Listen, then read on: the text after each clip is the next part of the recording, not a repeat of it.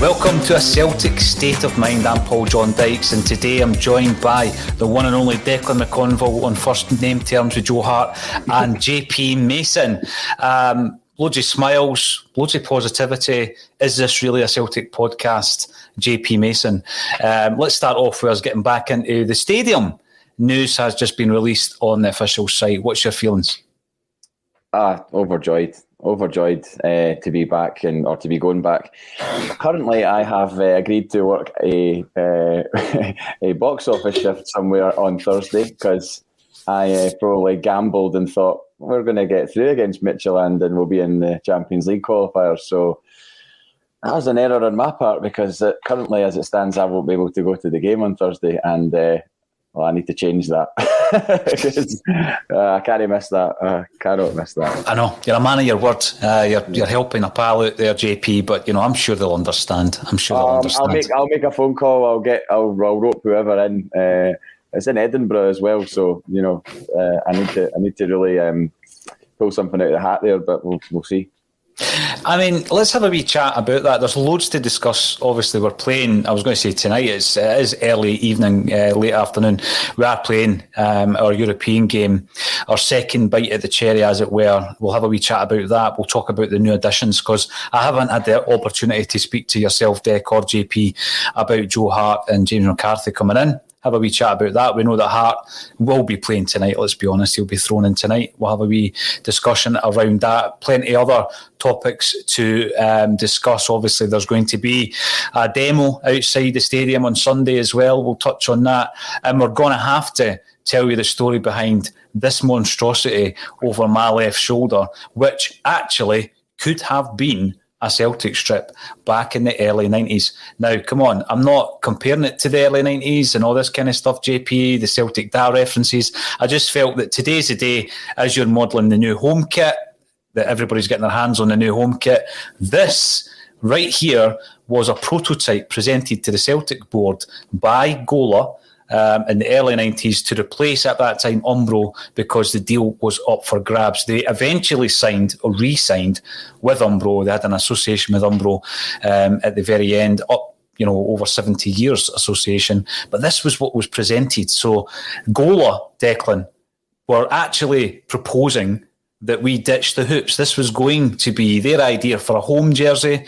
The last manufacturer to even suggest that was Nike. I don't know if you remember Nike suggesting that we got rid of the hoops. They obviously made a massive change to their Barcelona kits. And as you know, I do a lot of research on the Celtic jersey because it's a project I've been involved in for about 6 years now. And on Facebook, on the Facebook group, if you're watching, Barry McCluskey, thank you for sending this in. This will appear in the book. It's the one and only prototype I'm aware of. Declan McConville, let's talk about Kevin Graham parallel universes. Had the Celtic board gone for this, we might not have been wearing the hoops right now. Well, it would have been sacrilege if they had gone for it, and it would have been a long list of errors, that especially at that period of time, that was just adding to it.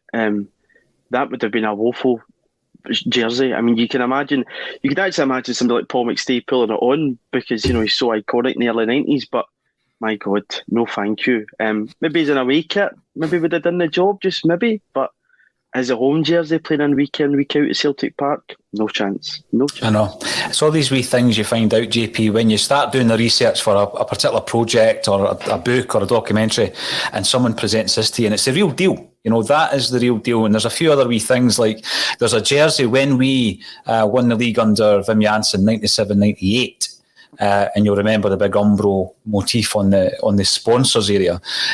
Prior to that season kicking off, in between deals, we had C.R. Smith on that jersey. And it was modelled in the Shoot magazine with C.R. Smith on it. And somebody in Ireland's got that one as well. So there you go, a wee piece of history. I think the neck is the biggest concern for me, as well as the fact that there's no hoops on that, JP. Horrific, absolutely horrific. And I can't deal with the fact that it doesn't have the sponsors badge or the maker's badge on the breast. They put it on the sleeve. Right there. And you said before we came on there that it's along the bottom and the back as well. I mean, how much Gola do they want in it? I mean, it's absolutely brutal. I mean, if I think about how I feel about the white strip this season, there you go. Yeah, called it. Wow. 8. There you go. Aye, mixed day. If I think about how I feel about that white strip, I mean, that white strip is 5 stars compared to that.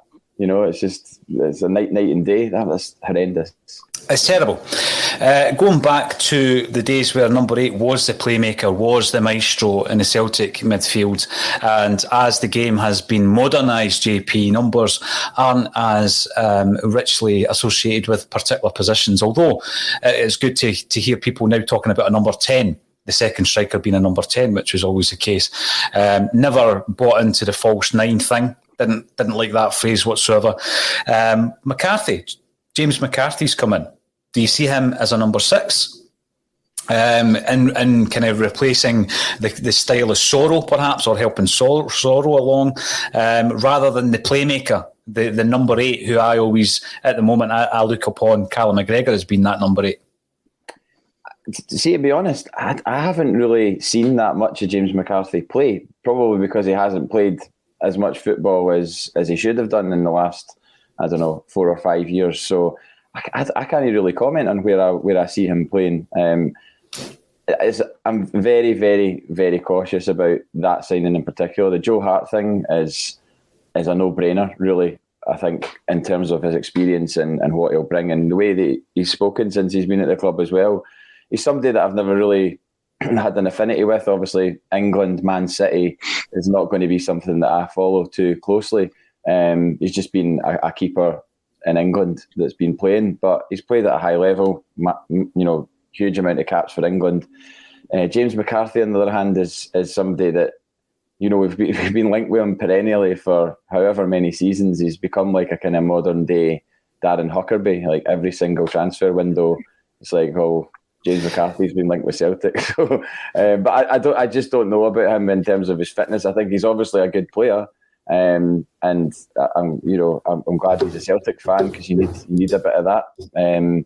But it's just about his fitness. I mean, if we're sitting in here in a year's time and he's played 30 or 40 games, fine. But I really hope that's the case, because if he's played 30 or 40 games, he'll have contributed, and he'll have contributed well. Because I don't think if he plays those amount of games, he'll play badly. Mm-hmm. Now, you mentioned Huckerby, and obviously every transfer window that seems to come round recently, we've had the same kind of names coming to the fore. We've had Paddy Roberts, Fraser Foster, James McCarthy, sometimes even James McLean. And I don't know if you remember this though, JP, but back in the day, because we're looking back nostalgically, can't help to do that when you get to our age, JP, Ray Stephen was always linked with Celtic. Can you remember that one? Ray Stephen. Now, he was a striker who had made his name at Dundee, and then he had gone to play for Nancy. And I think that, I don't know if it was just because it seemed as though it was quite exotic, the fact that we might bring a player in from French football in the late 80s, but every time the pre-season came round, Ray Stephen was linked with a move to Celtic. It never ever happened, obviously. Well, don't mention players coming from French football in the late 80s, because you know where my mind goes immediately on that. He who shall not be spoken of. He who shall not be named. But no, I don't remember Ray Stephen, but it's one of those ones where it's just like there's always like a lazy list of players that Celtic get linked with, and finally James McCarthy, the most long and drawn out transfer saga, has finally come home. But I mean, and see this pattern about, do you think he was Ange's signing, or how much do you think Ange knows about Joe Hart or James McCarthy?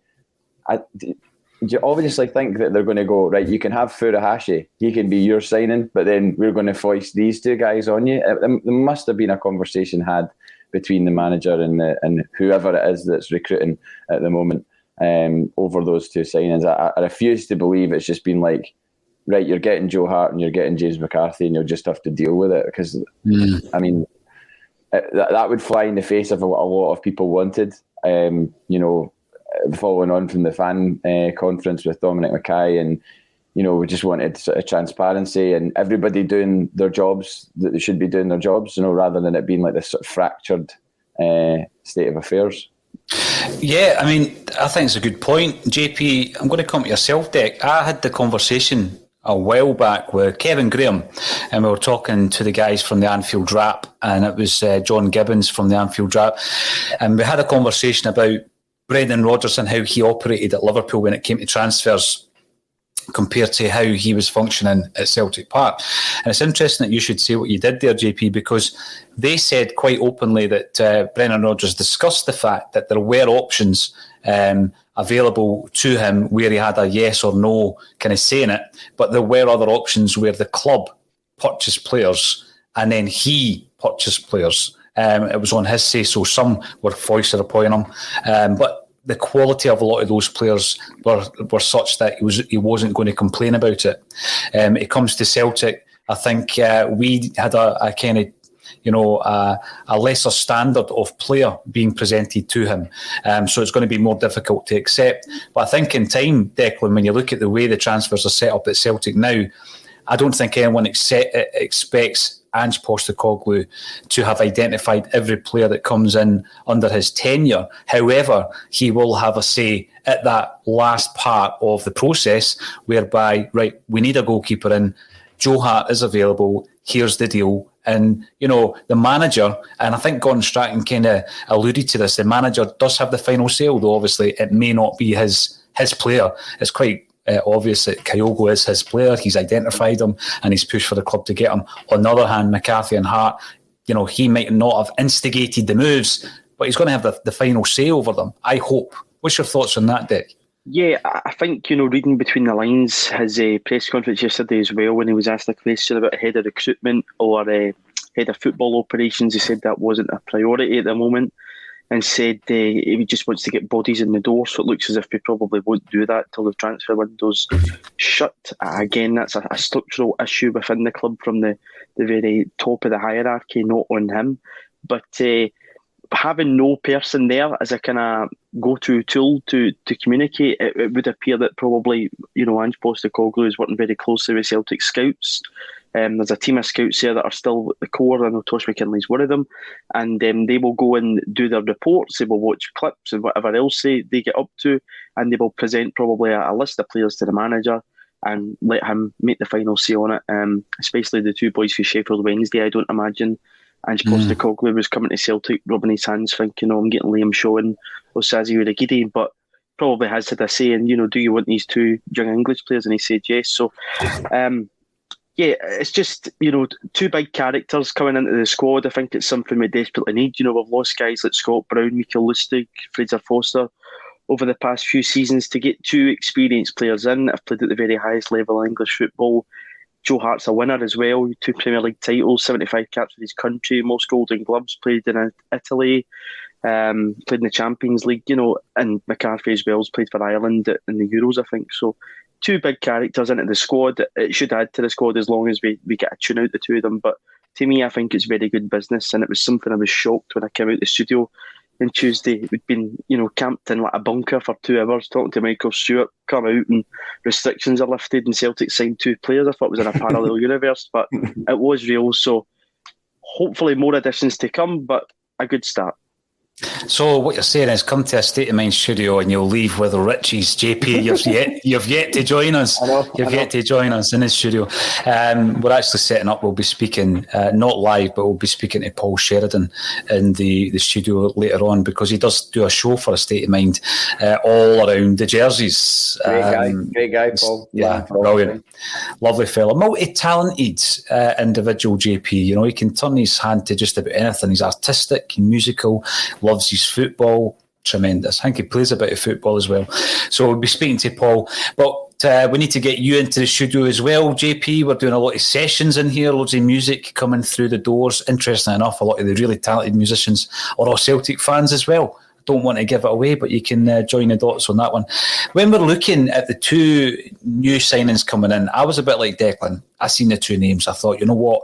That's what we need. We actually need that bit of experience.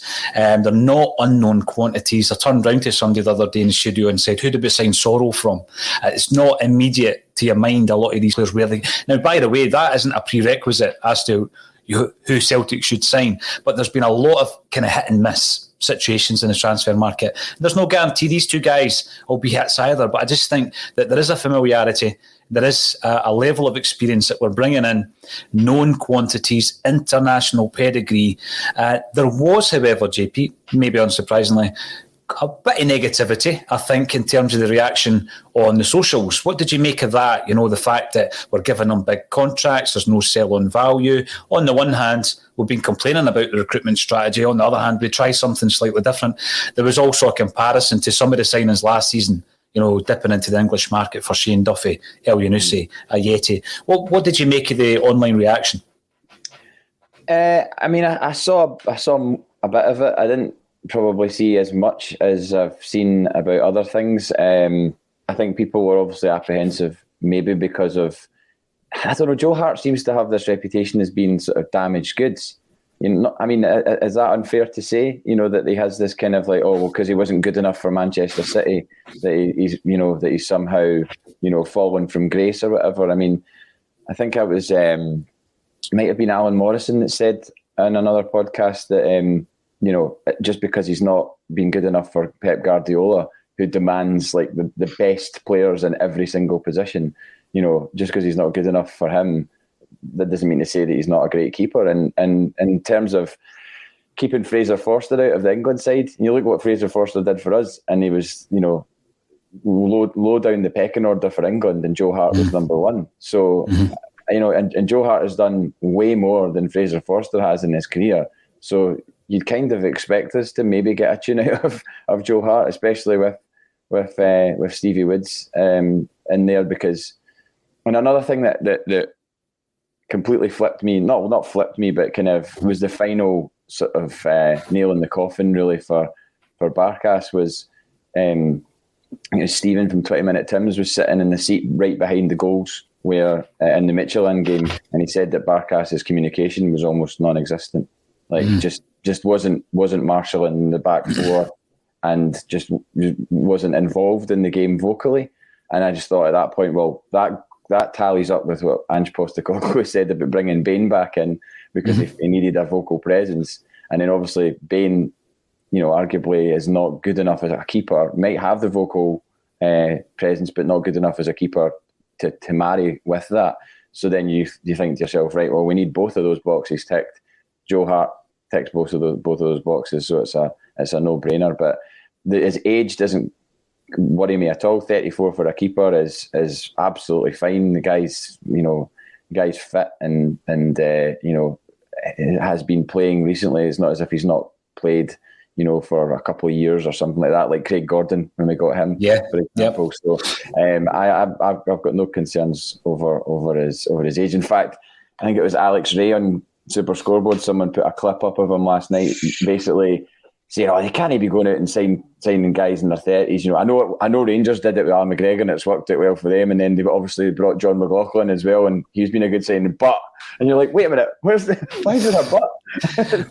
Absolutely, he just completely contradicted himself. It was hilarious. But see, the thing, we had a wee chat last night about this, JP. It's almost as if, right, even when presented with facts, even when presented with evidence, there is this thing nowadays, and I don't know if it's always been there, it's just that it's far more visual now that we have social media at our fingertips, where even when presented with the facts, it's not true. And that's my opinion. Therefore, it's as valid as going against evidence. I had the thing the other day there about the Bob Marley picture, whereby it was verified by Rohan Marley, the son of Bob Marley, who's sitting on Bob Marley's shoulder wearing the green and white hoops in 1978. And it was verified by Rohan Marley. But even though it was verified, someone on Twitter denied that it happened and denied that Bob Marley was a Celtic fan. Well, his son's just admitted it. I mean, how much more evidence do you require? It's quite frustrating at times. However, Declan, when we're looking at the difference, the impact that one player is going to make in the side, we look at Abada. I think that he's going to be important, although he's obviously in a position in the field that, to be honest, we needed a wee bit more depth in the wide areas. We've got that, Furuhashi and Abada coming in. I think that we were desperate, and the Michelin game showed that we were desperate for a centre-half. Starfelt's came in, difficult start at Tynecastle and obviously ending up in a defeat. How much of an impact, though, do you think the goalie, Joe Hart's, going to make? Because for me, out of all the transfers that we've made, this is going to have the biggest impact. Well, the manager's now got his spine in many ways without the striker. He's now got a goalkeeper. He's got his own centre-half in Carl Starfelt. He's got a number 6 in James McCarthy. So if you can play all three of them, the communication that will run through that team and the freshness that will run through that team should hopefully bring the best out of other players. Some players maybe around them that you're not getting a tune out of. So McCarthy should certainly come in and make Callum McGregor's job a bit easier. Again, like JP, as long as he can stay at that good level of fitness and can play enough every week, he'll be a good signing. Carl Starfelt, I thought, grew into the game on Saturday. Yeah, I know he's poor for the goal, but again, people need to remember he'd only had one training session. He'd been in quarantine and we're throwing him right in. It's not a position that Ange Postecoglou should be in, but he is in. And again, so that's something as well. Starfelt should hopefully look a wee bit better tonight. He's had near enough a week now. Furuhashi is the same. He only just arrived at the hotel and met the players that morning. So, there's still to see more from these guys. But the manager's starting to build his own team. There is still positions lacking desperately for more depth and better quality players. But if he can get his own players in, it's very clear to me to see, probably for the 2 years as well, what he's trying to do with the team and the football he's wanting to play. I think if you get the right players in the right positions, it can be a success. But again, that's up to the manager getting his demands met, and that needs to be something that happens. I'm keen to get quite a lot of comments coming in. I remember back in the day, JP, where I was struggling for anyone to come onto the Bulletin with me about a year ago, and I used to just run solo and rely on the comments and about 3 gallons of juice just to get me through a 1 hour show. Might just do that impromptu from time to time, because it was actually good fun. It was good fun getting everybody involved. But we will be touching on the comments that are coming in via YouTube, Twitter and Facebook as we go throughout the AXOM Bulletin. Our day today, in terms of broadcasts, will be made up after the 12:30 Bulletin finishes. We will have a special at 3 o'clock with Des McLean, comedian, impressionist extraordinaire Des McLean, joined myself and Jim Orr to talk about the absolute legend that is Bertie Auld and the new play that Des is going to be part of, that Jim Orr has written, called Bend It Like Bertie, because obviously Des plays Bertie Auld. So he gives us the full impressions. And I've got to say, there is a section during this, I'm not going to spoil it, but he gives us an insight into the inner workings of a comedian's mind. And he does a sketch. And all I'm going to say that, imagine the film The Irishman, right, with Scorsese, which I only watched a few weeks ago, JP, and it's called The Scotsman, and The Scotsman is Bertie Auld. So you can start picturing that as we speak just now. Look out for it about halfway through the broadcast. That kicks off at 3, and then we're on at 4:15 for the pre-match, and we'll be talking our way through the game from there. Let's talk about the match then. We've obviously had a couple of European games followed up by the domestic opener at Tynecastle, JP. There was a couple of surprises, I think, in the lineup. What's going to change tonight? I think we're all of the view that Joe Hart's going to start. James McCarthy, incidentally, has been left back in Scotland, and Ange Postecoglou explained the reasons behind that by saying that he's not been training with a club. So although he's been training, he's not at the same level of fitness as someone who's done the pre-season, obviously. So he's not quite there yet. He's left back in Glasgow. Joe Hart will start. What changes do you make, JP, from the lineup that started at Tynecastle? I mean, I don't want it to turn into a near Beaton rant, but I would far rather see a centre-half play at centre-half than this makeshift player that's been there for 8 years and played 160 games. Do you know what I mean? I think we've got to be forward thinking on this, and just there's so many players there that are just picking up a paycheck at the end of the day, and it's not their fault. What are they supposed to do? If there's clubs not coming in for them, what are they supposed to do? It's just frustrating that they're on big money contracts. Beaton will be on decent money for the length of time he's been there. So, but I'd rather see Welsh come back in. Whether or not that will happen, I don't know. The left and right back situation is going to stay pretty much the same as it is. Ralston took his goal really well, and I'm sure enjoyed the celebration and everything. He's put in a shift as well, JP. I know, totally. He's not the most technically gifted player, but I thought he put in a shift again. No, but again, like what you're saying, that's all you can really ask him, isn't it? I totally. I mean, at the end of the day, the guy's playing for Celtic. I've said this before. The guy's playing for Celtic. we'd all love to be doing that. But at the end of the day as well, he's not. If he wasn't the answer for the last 5 years, why is he suddenly the answer now? That's my argument. 100%. I mean, yeah, he can play really well in this interim period, but we all know that we need something a lot better at right back. It's no disrespect to him as a player. I just think I wouldn't want to go into big games, and there's big games coming if we get into the Europa League, and obviously there's a big game at the end of this month, and I just wouldn't. I would feel nervous about going into those games with Anthony Ralston at right back, and to a lesser extent Greg Taylor left back. I think things are falling down an awful lot with Greg Taylor at the moment. Like, attacks are falling down and breaking down at that point with him. So I don't know if it's a system or what, but there was just, I didn't think we were terrible against Midtjylland last Thursday, and I didn't think we were terrible against Hearts. I mean, Hearts fans were right on their team's back. They got a lucky free kick, which wasn't a free kick at the end, and we're that bad at defending set pieces that the chances are you're going to get a shot on target, and Bain's positioning was not great for that free kick. So I don't subscribe to this fact that we're miles off, and I think that the way that Postecoglou talks, you wouldn't talk like that and you wouldn't respond to the media like that unless you were completely confident in your own ability as a manager and know that given the time that he needs, because he needs it, that he'll produce a good footballing team. When you're looking at the fullbacks, one of my biggest concerns as well, some people are talking about, well, they're not suited to what Ange needs of his fullbacks to fit into the not just the style of play, but the shape of his team. Greg Taylor, it's been said time and time again, JP, that when it comes to that final ball, he really struggles to get it beyond the first man a lot of the time. But I just think clubs are so wise to it. So they'll target your fullbacks, knowing that if you target the fullbacks and you get the balls in, we can't defend the balls that are coming into the middle of the area. We can't defend them so far, and I think that's why Joe Hart is going to be so pivotal to that. And some of the comments coming in tend to agree with that as well. I think that we've got one coming in from Niz 1888. Solid keeper could transform our team. Hopefully Hart is the man for the job.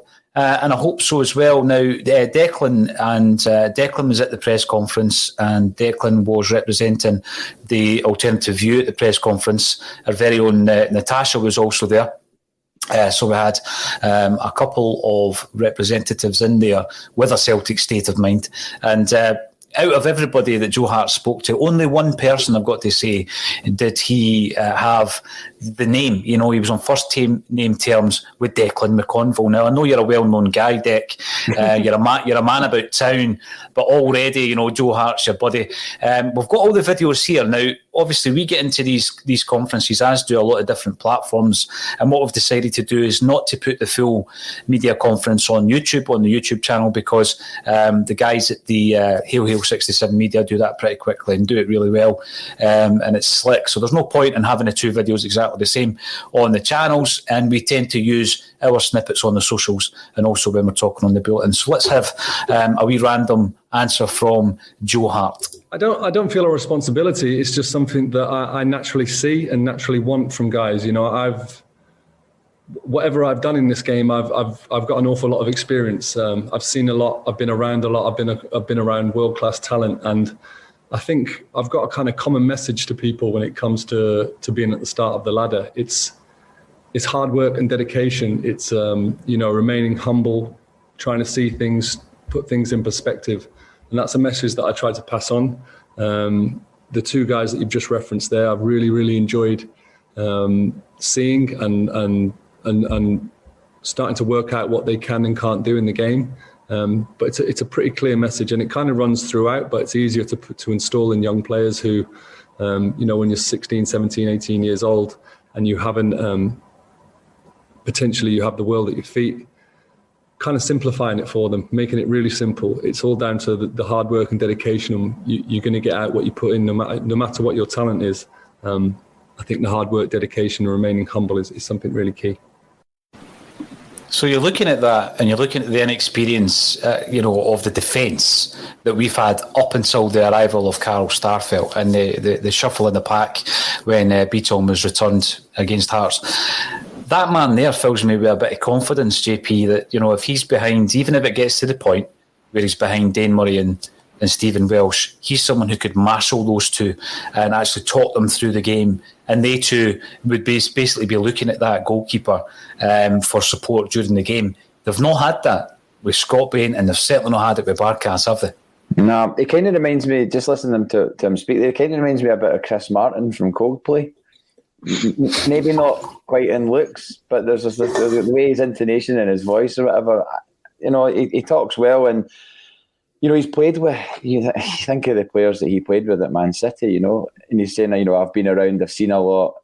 That isn't the hollow words, you know, he has played at the highest level. This isn't a guy that, you know, is a journeyman that's been in the lower leagues or anything like that. But this, you know, he's an England number one. Like that. Have we ever had an England number one as a keeper? You know, like even a former England number one. I don't think we have. I don't think Peter Latchford got a cap.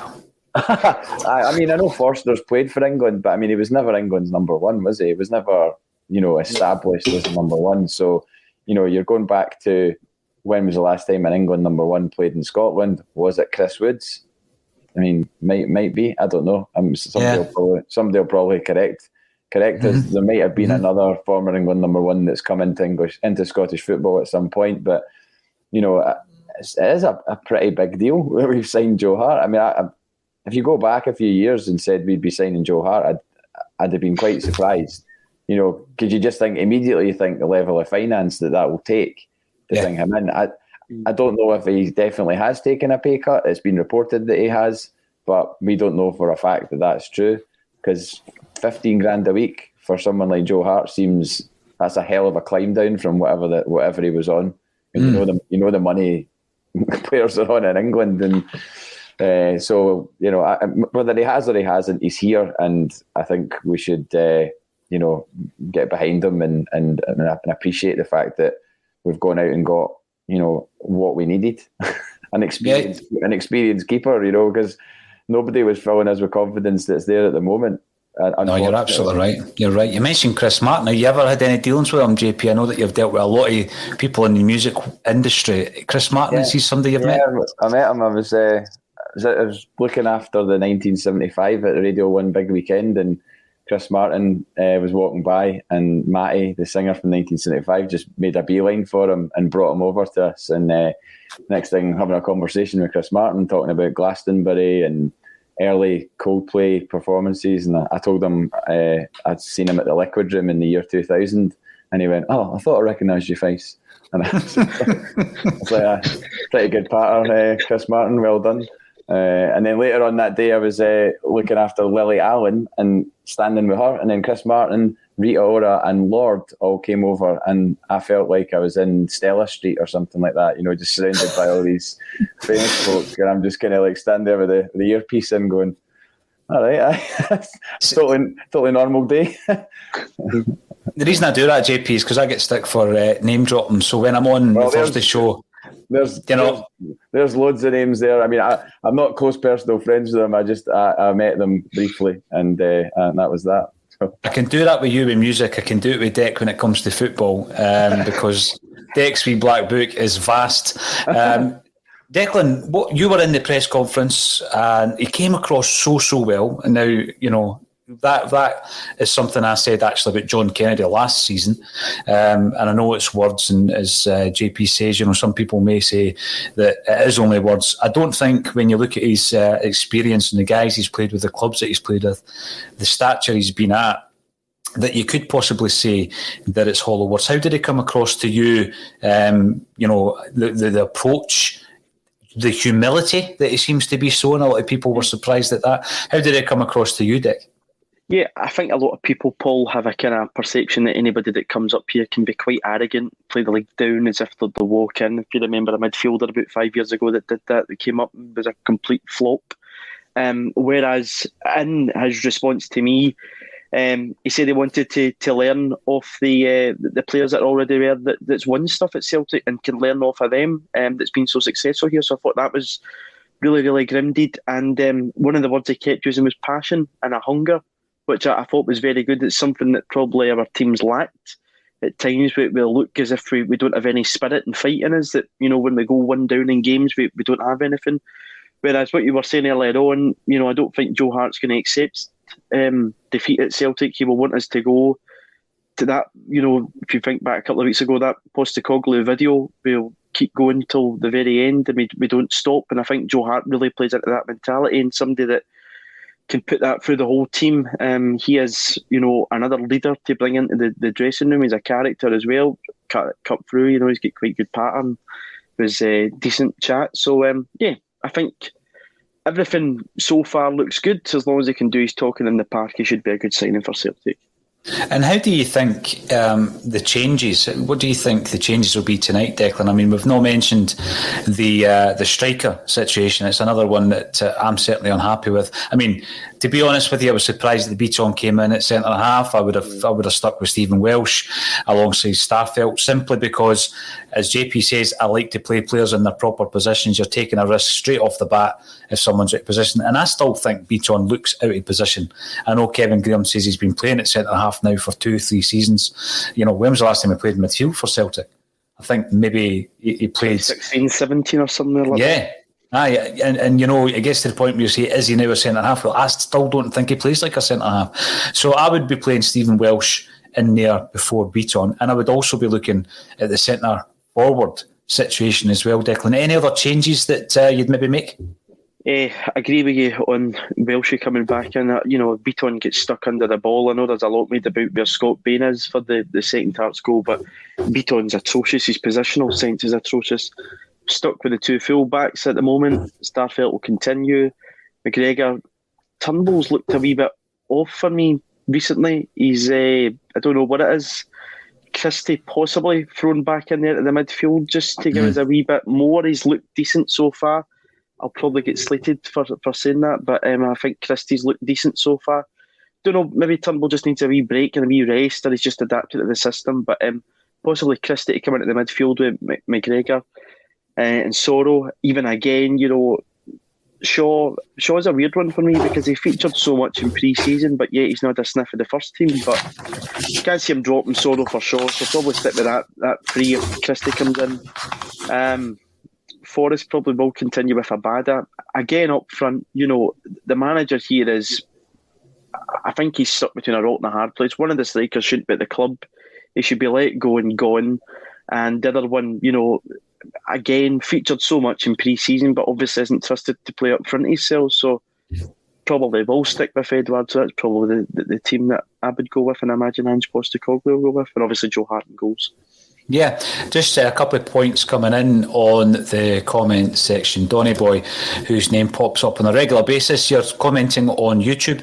We are running competitions constantly. So basically the deal is you subscribe to us on YouTube, and every single month, every single subscriber goes into a prize draw. Last month, it was a platinum disc, The Verve's Urban Hymns. So Donny Boy's asking who won it. It was Mick Nolan. Now, he is a regular. Mick Nolan is a regular, not only on the broadcast, but also on the socials.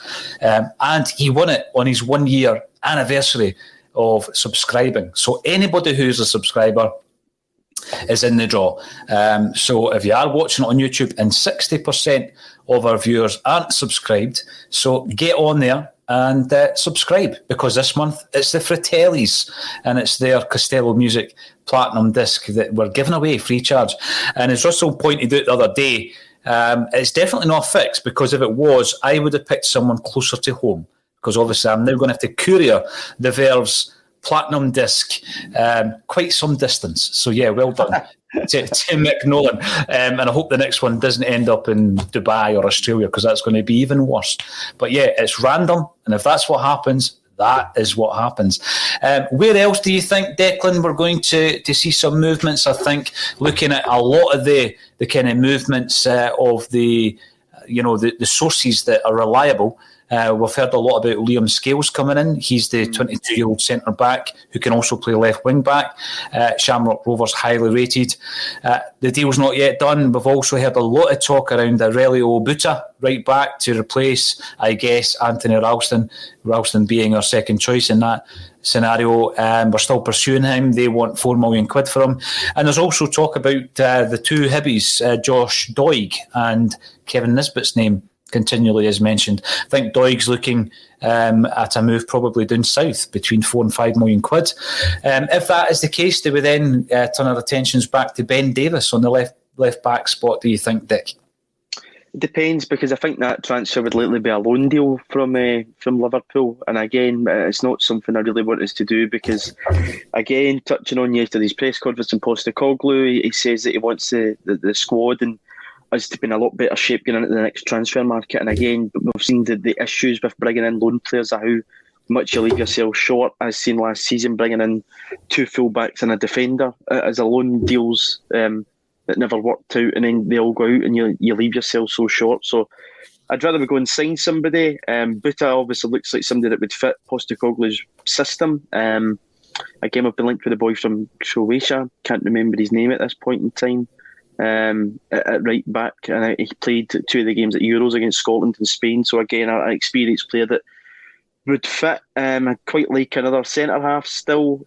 I think it's a position, we don't know when Julian will be back, and trusting, the two of the younger guys as much as we'd like them to get a shot in the team, it's not the most practical sense. We know how injury prone Julian is, so possibly another centre half. I still probably think left back is a problem, because at domestic level Greg Taylor's okay, but when you put him up against maybe some of the the top four clubs in Scotland and European football, he struggles. And I don't know if the system of the inverted fullbacks is really his game either, so probably another left back.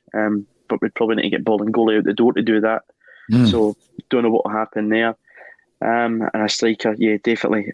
Kevin Nisbet would be the man for me. And I know we've obviously taken that different path the past 5 years of going for real top quality young French talent. But a Scottish striker at Celtic, it's worked out for us plenty of times before. If you remember, Stokes and Hooper up front, how good those two were. And, yeah, as a partnership, and I think Nisbet would give us all. He's obviously friendly with a lot of the Celtic boys. You saw the photo of them with Nicky Hood out in Angels with Forrest and Taylor and KT. So were you in that picture, Dick? No, I was busy that day. Nicky never gave me the invite. So yeah, I think Nisbet would be a good signing for us, but that's probably it. But I don't know. I don't know what to expect from Celtic, because once again, if you look last week, Midtjylland, if you put in the players that didn't play against Midtjylland, Starfelt, Furuhashi, Hart, McCarthy, 4 players, as I said last week in the Bulletin, and I would, probably be proved right if we played Midtjylland a few months down the line, we'd probably beat them again. So again, it's just bad preparation that we do every single year. That's the frustration, JP, because we've had that scenario where we've been knocked out, bounced out the Champions League, and then we've met them in the Europa League 7 months later, and it's quite clear that now that things are settled down, we've got players in the door, we are a stronger side. That is the biggest frustration for me. No disrespect to Midtjylland, they're no great shakes. What happened against PSV is exactly what we expected to happen against PSV, and I'm looking at that thinking to myself, they probably would have dismantled us at the moment in the same manner. And that then takes us to the next question. So obviously you've got a massive rebuild on our hands here, and it's not just the team but the club. So we're trying to get the team sorted out, and I think we got a sense of that in Ange Postecoglou's interview yesterday. He's concentrating on getting the team on the park, and all the other stuff, which I guess is the club kind of rebuild, the director of football, the head of recruitment, and everything else in terms of the structure and the modernisation of all these different systems at the club. That's something that Ange Postecoglou is almost putting on the back burner just now, JP. It's obvious that the club are working hard in the background to get players over the line. We've brought in 5 first-teamers, as well as the 2 Sheffield Wednesday players, Shaw and Urugide, as Declan's mentioned. 5 guys that you reckon could get into the team. They could actually go right into that first team in McCarthy, Hart, Abada, Starfelt and Nyogo. as well. So you could put the whole lot of them in the first team, and then you start seeing a different team taking shape. How many do you think, realistically though, JP, between now and the transfer window slamming shut, can we get over the line? Because I would like a right back, a left back, a centre half, and a striker. But how realistic is that? I mean, in today's world, it's obviously proven difficult to sign players. Manager has alluded to that, and I think we all know that we're not living in an ideal world. It's getting better, thankfully, but it just depends who they identify. I mean, the fact that we identified this guy Buta, and it was so long ago, why? If we really want to sign him, why is he not here? I think that's been that question's been asked on other bulletins, because I can definitely remember people saying that. Why is it taking this long? What's the hold up? We urgently need a right back. We could have done with a right back, a centre half. We know we've needed a centre half since December last year. That's why there's a protest on Sunday, is because of the decisions that have led us to this point. Not for what has happened now, because obviously, it's a bit of a strange mindset to be standing protesting when we've just signed an England #1 international goalkeeper, because you're kind of like, well, you've not done this for the last 6 months, but you're doing it now. But that's why everybody's angry, because all these things should have been done a long time ago. The gaps should have been plugged, and we wouldn't have found ourselves in this horrendous position to start a season with.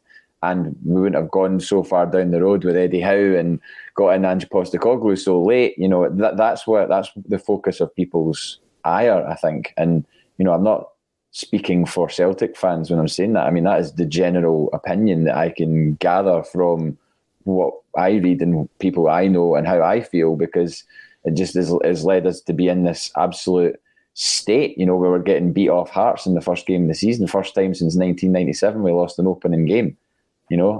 That fact, you can't dress down that fact. That is an absolute fact, and it's a damning one, and it's on them that happened. We weren't prepared for that. The manager wasn't prepared, and the team wasn't prepared for that challenge. And it wasn't really a big challenge, was it? I mean, playing Hearts at Tynecastle in front of 5,000 fans. Newly promoted Hearts. Promoted Hearts. That they're an okay team, but I mean, seeing Andy Halliday giving it that at the end was just like, come on, like we shouldn't be losing to a side with Andy Halliday in it. It's as simple as that. No, I'm not going to disagree with that. I'm going to dip into some more of these comments. So, JP, I'm not sure if it is for you or PJ, because people can sometimes get them mixed up. You ever met Franchetti, 1970s? Now, I don't know if there was a band called Franchetti in the 1970s, but I've certainly met Ray Franchetti, Raymond Franchetti, who played or was with Celtic, and I think he played with Airdrie. But yes, the answer to your question is I have. I've interviewed him. So there you go. Martin McKay, Coldplay, all these indie references on Axon, crying out for some heavy rock, punk and metal. Well, send them our way, Marty. My first gig was Therapy at the Tramway. So there you go, Irish punk rock band Therapy, question mark. Therapy, question mark. Yeah. Excellent. That was my and first I like gig. Stiff Little Fingers. I used to go and see them every St Patrick's Day in the Barras. So great band. You go as well. Yep. The thing, Declan, right, is we used to run a bus from the Villages out to the SLF gig at the Barras every year as well. And my first gig, I've mentioned this a million times, U2 at Celtic Park. What's yours, Dec? The View at the O2 Academy in July 2012. The View are on fire. Brilliant. And I like Kyle Faulkner's new album, actually, JP. Well worth a listen, anybody who wants to dig into that. Heard the single, it's good. Very good, very good. And if you want a bit of rock, probably the hardest, scariest band I've ever seen live are Rage Against the Machine. I've seen them at Reading 2000, and it was frightening. That's all I'm going to say. It was frightening. So that's maybe. He makes some noise as well. I was blown away when I saw them at Hampden. And, you saw them? Yeah, I went to see them. And Angus Young, wow. I mean, he just keeps going, and he comes out fully dressed in the schoolboy uniform, and by the end he just got the blazer on, and he's that won't happen again.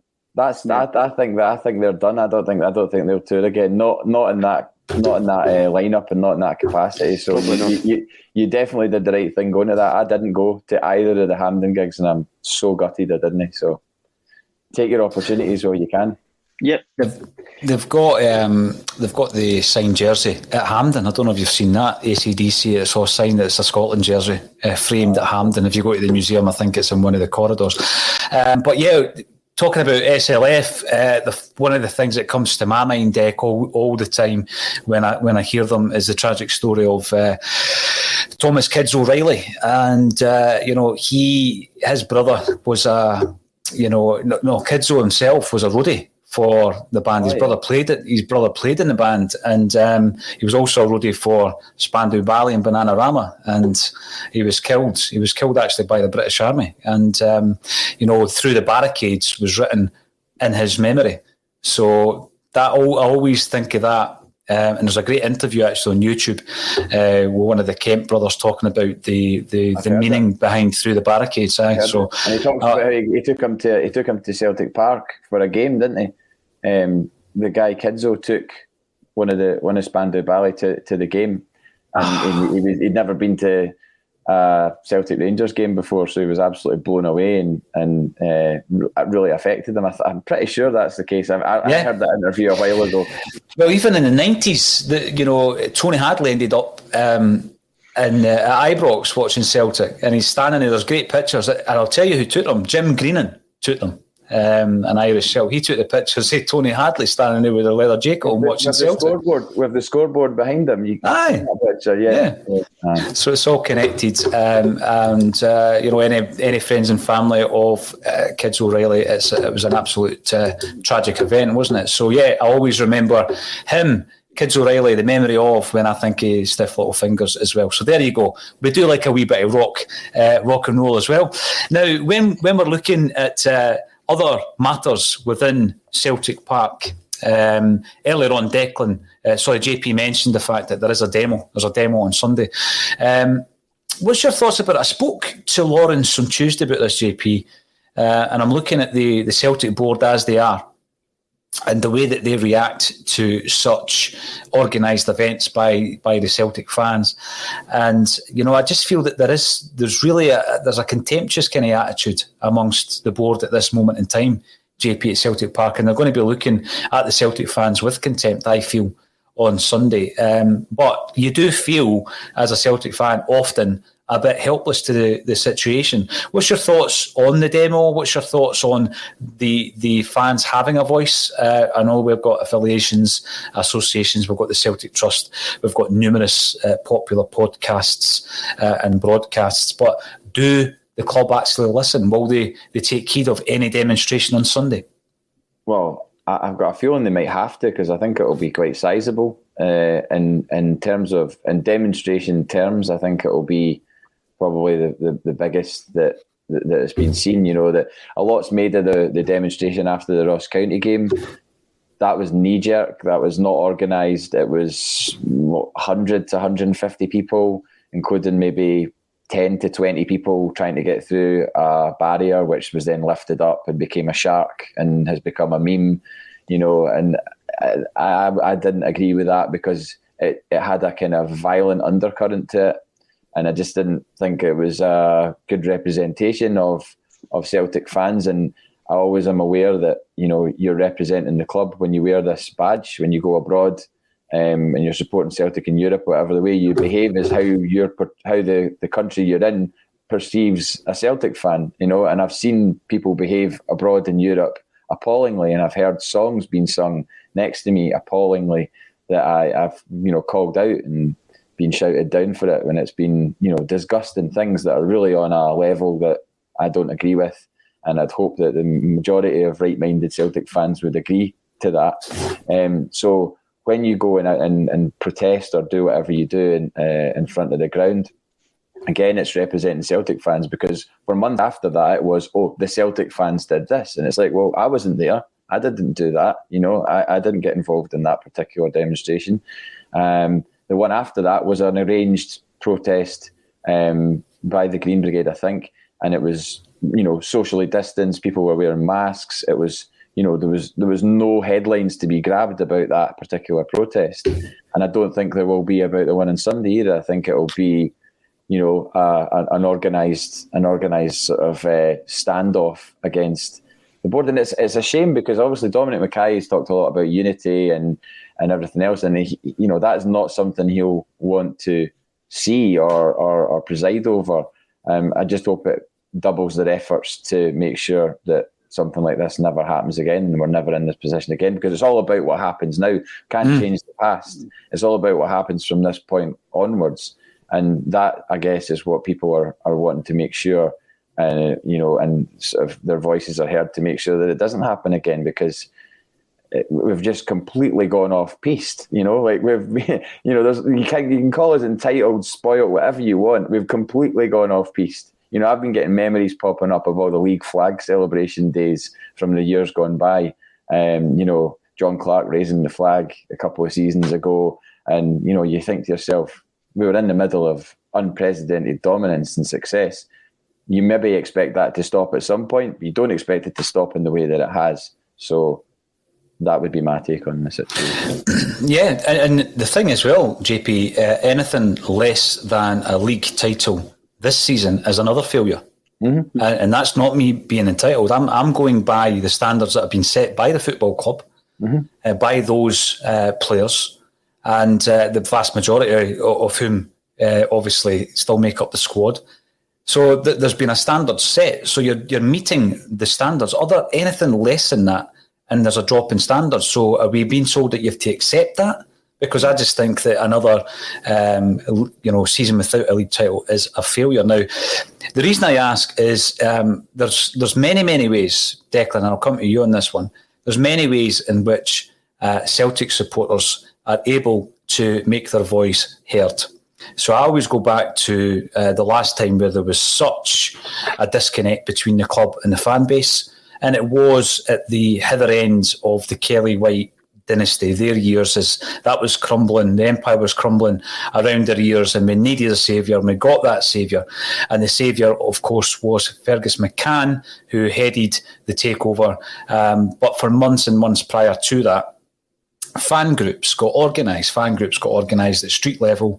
They were able to communicate through the pages of fanzines, through organising events where they were speaking in halls to fellow fans about the problems that were happening at Celtic Park.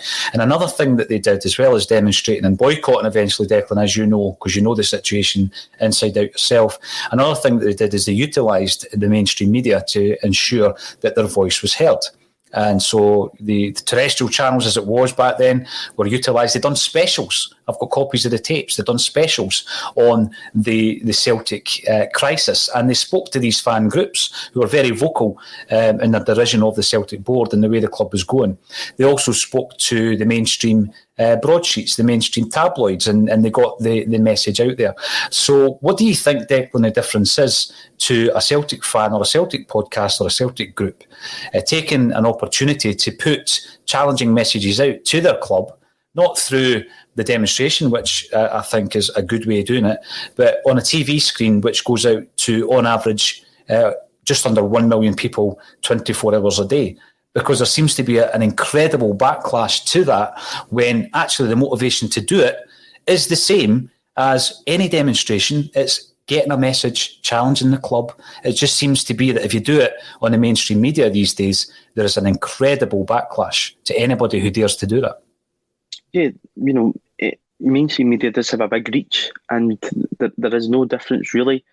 And again, the standard that was held to account the other day, if we're hold, I've never seen Tom Allison or Ian Bankier, maybe Ian Bankier, but Tom Allison, Brian Wilson, or whoever else held to that standard on in social media, which is a point Nate Finlay actually made on Twitter today, which I thought was a good point, that people who run fan organisations or podcasts or appear in podcasts are held to a much higher standard at times than some of the people that actually run our football club. And probably majority of Celtic fans still, as of yet, probably don't know everybody that makes up that board, because a lot of these people are just known entities and faces, If you ask majority Celtic fans to probably name everybody that's on the board, they probably couldn't say everybody's name. But to go back to what JP was saying earlier on, and your question about players, the point is that the players do need to come in the door, because we were promised, and again, Celtic fans have bought into Ange Postecoglou. We have backed the manager, that he would be given the sufficient tools to build his team to be as successful as possible. At this point in time, that hasn't happened. So the fans groups, whoever that may be, want to get together, want to protest, that's up to them, and they've got every absolute right to do so. So, if you're not going, fine. But if you are going, then let the people go and don't challenge them on it, because, we're moving out of this. The board probably suited them at times with COVID last year. To have fences around the stadium that people couldn't meet outside. We're allowed to do that now. And, if it's a peaceful protest and people want to make their feelings heard, which I've not been able to do because we've not been back at the stadium, and yet again, we're all back in on Thursday, everybody will have a voice then too. Things will change, and people, running Celtic Football Club really need to take heed of that and understand our feeling at this point in time, because it's clear not to. As I said, with Midtjylland, 4 players have come in the door, great, but it's too late, and that needs to be a lesson learned. It's a lesson that happens every single year, but hasn't been learned, and I think now a lot of people are just saying enough is enough. Yeah, well said, Declan McConville. Let's get a wee prediction for tonight's game. Starting with yourself, JP. Oh, man. You know what? Given what Sparta Prague did to us last year, annihilated us over 2 legs, 4-1 apiece, and this team finished third in the league behind them. I don't know if it was a distant third. I think they were a distant third from top, but I don't know if they were that far behind second. So, us at the moment, we're a bit of an unknown entity. These guys are probably an unknown entity. So I would be happy with a draw. Really, I don't think we can be. You saw what happened the other night. This idea of it being an easy route to the Champions League. It's not an easy route, and you catch teams at a time where they're ahead in their season, and it doesn't matter how good you think you are. If you're up against a team that are fitter and more gelled and more on it, then they'll beat you, and that's what has continually happened to us. But at the same time, we've just not been prepared in the way that we should have. So you put those two things together, and you've got a recipe for disaster. So tonight, I'd be happy to get out of there. The away goals thing doesn't count anymore, which is really weird to me. I still can't quite get my head around that. It just doesn't quite fit. You're just so used to it for the whole of your life. It's like somebody stopping there being penalty kicks at the end of a game where there's supposed to be penalty kicks, and I don't know, doing a coin toss again or something. It's weird.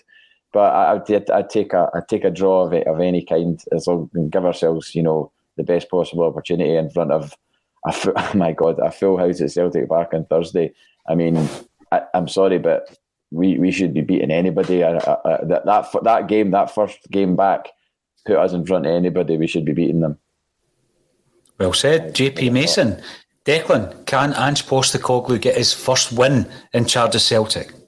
I'm just hoping for a positive result tonight. Again, I think if we can, not lose tonight and take Jablonec back at Celtic Park, we should hopefully do the business.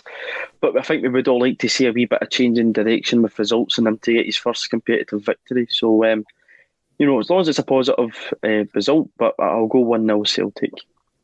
Well, it's been an absolute pleasure once again. Always is on a Thursday to chat to JP Mason and Declan McConville. I've got to thank everybody for getting involved in the comments. If you haven't already subscribed on YouTube, please do so. You'll be in with a chance every month to win a massive prize from a Celtic State of Mind. Join us later on. We're on at 3:00 with Des McLean to talk about Bertie Auld, and then we're back at 4:15 for the match day coverage. And again, tomorrow for the reaction, 12:30. Join us again on a Celtic State of Mind.